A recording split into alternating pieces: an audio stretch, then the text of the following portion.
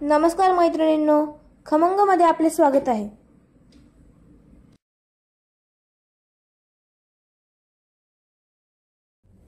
आज आपण बनवणार आहोत कारल्याचं लोणचं।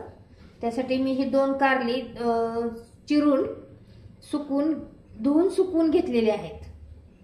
30 ग्रॅम लोणच्याचा मसाला रेडीमेड घेतलेला आहे, 30 ग्रॅम मीठ घेतलेला आहे आणि जास्त खार हवा असल्यास तुम्हाला थोडीशी मोहरीची डाळ 2 चमचे घालायची आणि हा 30 मिली जे छोट्या 2 लिंबांचा रस आणि तेल, विनेगर आणि ही भरणी लोणचं भरण्यासाठी।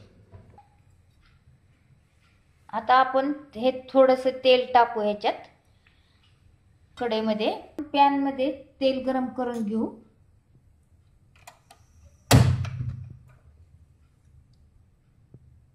आता आपलं तेल गरम झालेलं आहे, गॅस बंद करून घेऊ आणि ही मोहरीची डाळ त्यामध्ये घालून घेऊ।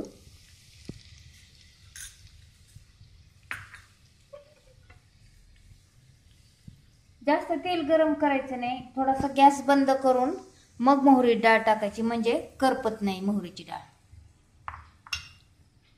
आता आपण थंड होण्याची वाट पाहू। आता आपण मोहरीची डाळ गरम करून घेतलेली आहे तेलामध्ये। आता आपण लोणच्याला सुरुवात करणार आहोत। प्रथम मीठ घालून घेऊ। जितकं मीठ असेल ना ते होत नाही, मीठ कमी पडलं की लोणचं खराब होणार। हा लिंबाचा रस घालून घेऊ 2 चमचे। आता आपण हे हलवून घेऊ, व्यवस्थित एकत्र करून घेऊ। कारल्याचं लोणचं हे डायबिटीस व्यक्तींसाठी खूप चांगलं असते आणि पित्तशामक पण आहे हे लोणचं। आता आपण 1 चमचा विनेगर घेऊ,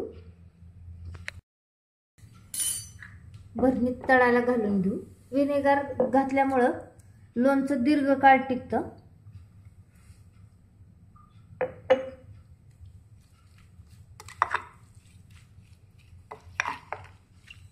आपण लिंबू पण घातलेले आहे ह्याच्यात, ओलसरपणा यावा म्हणून, कारण फोडी सुकवून घेतलेल्या आहेत। आता आपण ही मोहरीची डाळ गरम करून घेतली होती, गरम तेलात टाकून गॅस बंद करून, लगेच करपती ती डाळ ना, ही घालून देऊ।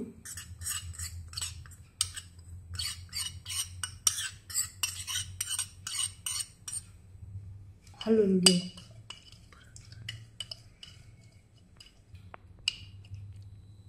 आता आपण हे लोणचं थोडंसं हलवून घेऊ आणि 2 दिवसानंतर परत भरणीचं झाकण उघडून चमच्याने खाली वर करायचं लोणचं आणि मग तेल परत अजून थोडंसं तेल सोडून मग मुरण्यासाठी ठेवून द्यायचं।